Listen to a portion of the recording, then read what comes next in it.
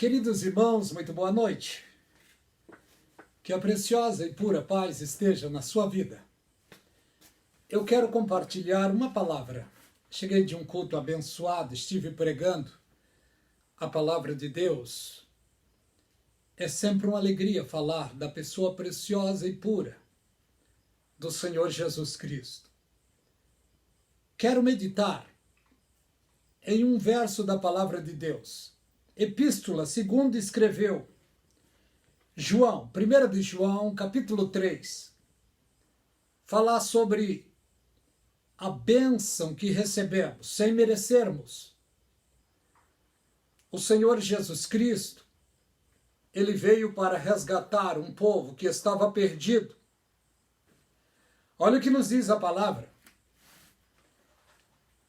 Primeira Epístola de João, capítulo 3. E te convido a se inscrever no canal A Voz do Atalaia. Dê um like, aperta o sininho. Compartilhe as mensagens pregadas neste canal.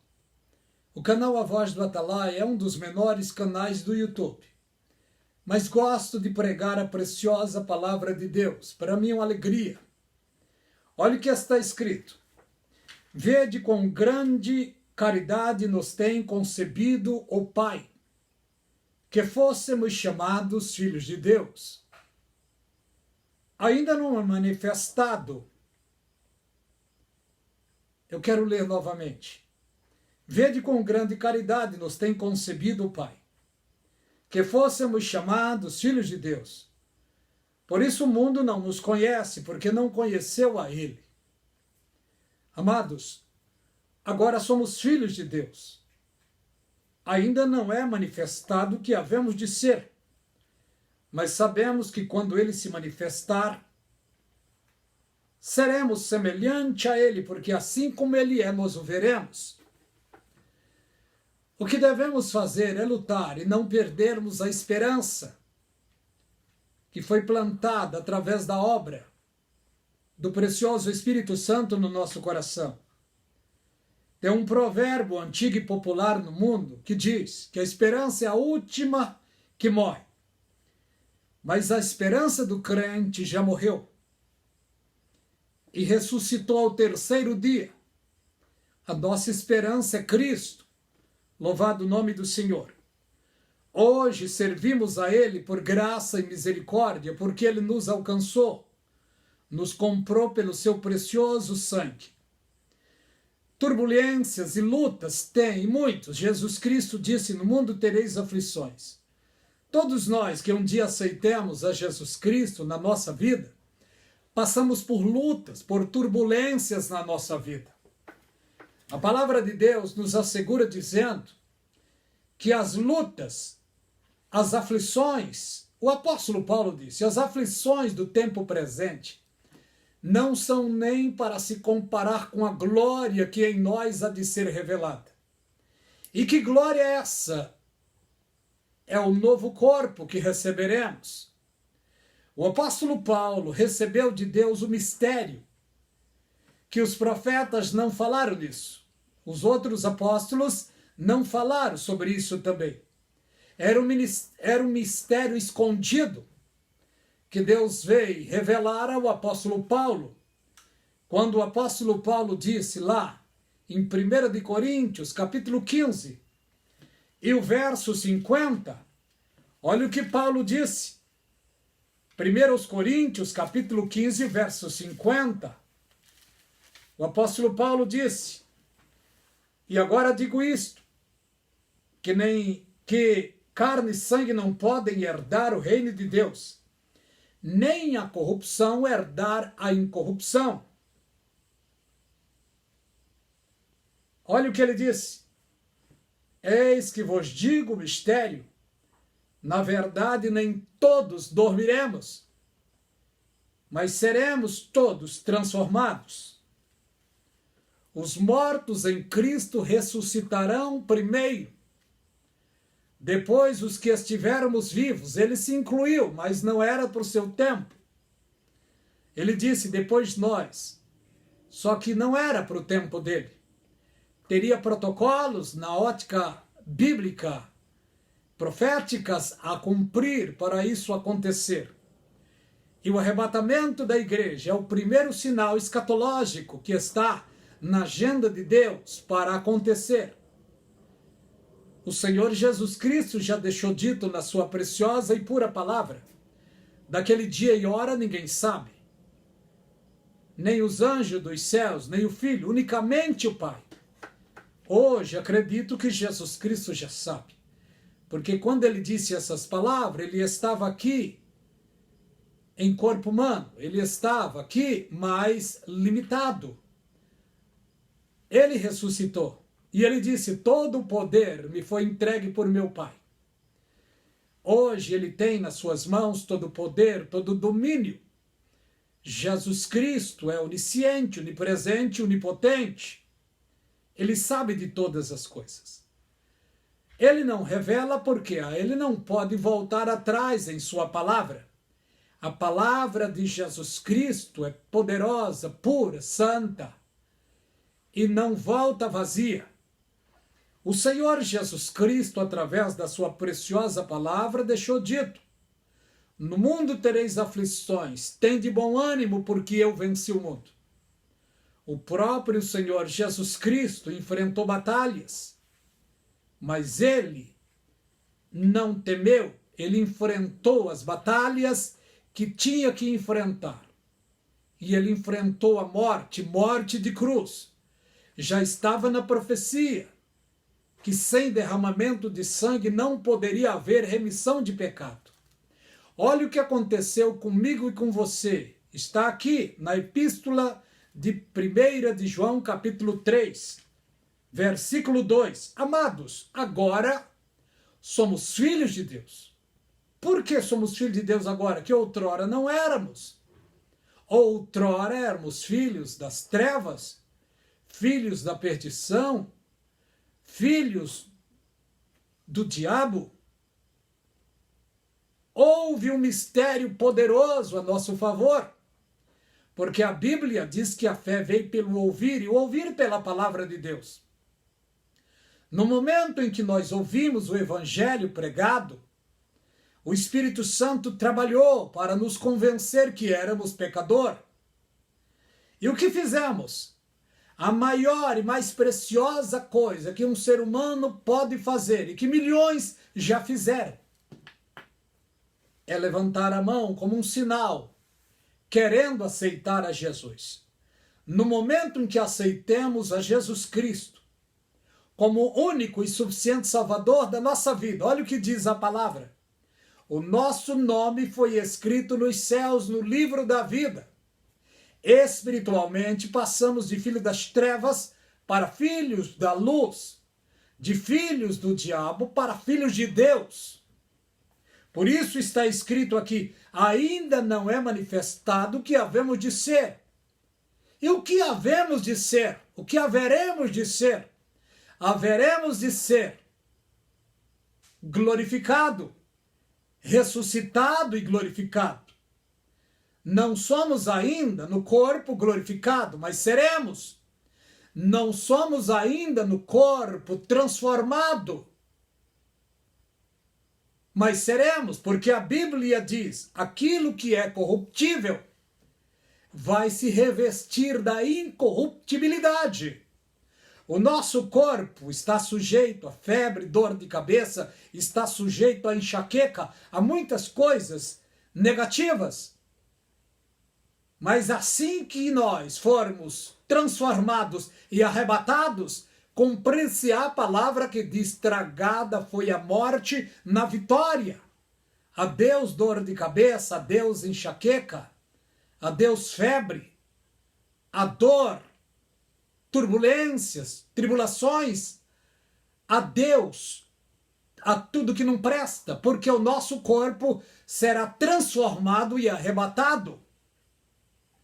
Esta é uma das maiores bênçãos que aguardamos na nossa vida. A maior bênção recebemos no momento em que aceitemos a Jesus. A salvação veio a mim e a você. Aceitando a Jesus, o nosso nome foi escrito nos céus, no livro da vida. Merecimento para isso não tenho. não tínhamos e não temos, mas ele fez isso em nosso favor. Por isso, a graça, recebemos o fruto dela, e o fruto dela é o favor imerecido que chegou até mim e chegou até você que aceitou a Jesus. Por isso, nosso dever agora é preservarmos, é guardarmos, é nos mantermos em Cristo pela fé, em esperança diária. Porque o arrebatamento está para acontecer. E o arrebatamento é a segunda maior bênção da Igreja de Cristo na terra. E com certeza ela será arrebatada. Existem muitas confusões sobre arrebatamento, se é pré, se é pós, ou se é meso.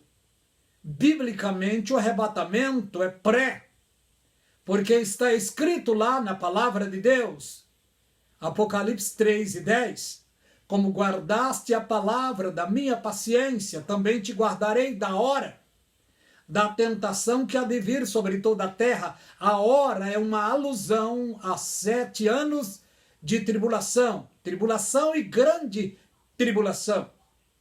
Está escrito no Velho Testamento também, Isaías capítulo 26 e o versículo 19 e 20.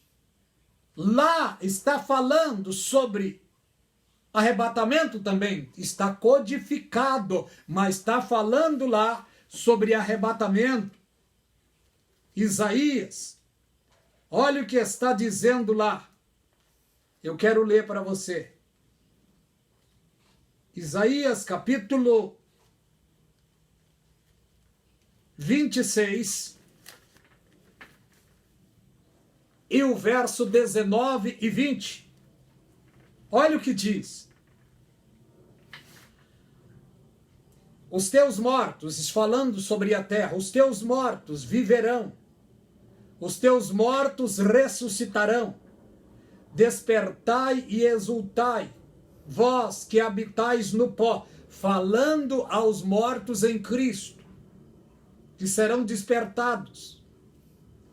Porque o teu orvalho, ó Deus, será como o orvalho das ervas, e a terra lançará de si os mortos. Está falando daquilo que Paulo disse. No momento, num abrir e fechar de olhos, a trombeta soará, os mortos ressuscitarão. Paulo está falando aquilo que já estava na profecia, só que estava codificado. Na realidade, o mistério foi revelado, o mistério do apazo, que é o arrebatamento, foi dado esse mistério, a revelação ao apóstolo Paulo. E ele disse, eis que vos digo o mistério. Olha também o que diz no 20. Vai, pois, povo meu, entra nos teus quartos e fecha as tuas portas sobre ti. Esconde-te por um momento até que passe a tormenta. Que tormenta é essa? A grande tribulação, a pior tormenta que está para vir. A igreja de Cristo será livre dela. Porque a igreja de Cristo é o corpo de Cristo. E o Espírito Santo está no corpo, dentro do corpo. O Espírito Santo é que dá vida para o corpo de Cristo na terra.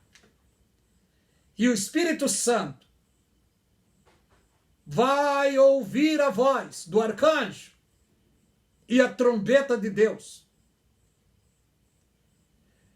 Jesus Cristo não vai vir arrebatar a igreja. Quem vai arrebatar a igreja é o Espírito Santo que está dentro dela. É ele que vai levar a igreja para Cristo. O que Cristo vai fazer é vir para encontrá-la, mas quem vai levar ela é o Espírito Santo, não é os anjos. Tem uma confusão sobre isso. Muitos pós e meso afirmam que os anjos vão arrebatar os escolhidos. Mateus capítulo 24, o verso 31. Ele enviará os seus anjos com rígido clamor de trombeta, os quais ajuntarão os seus escolhidos. Escolhidos aqui não é a igreja. Quem vai arrebatar a igreja não é os anjos.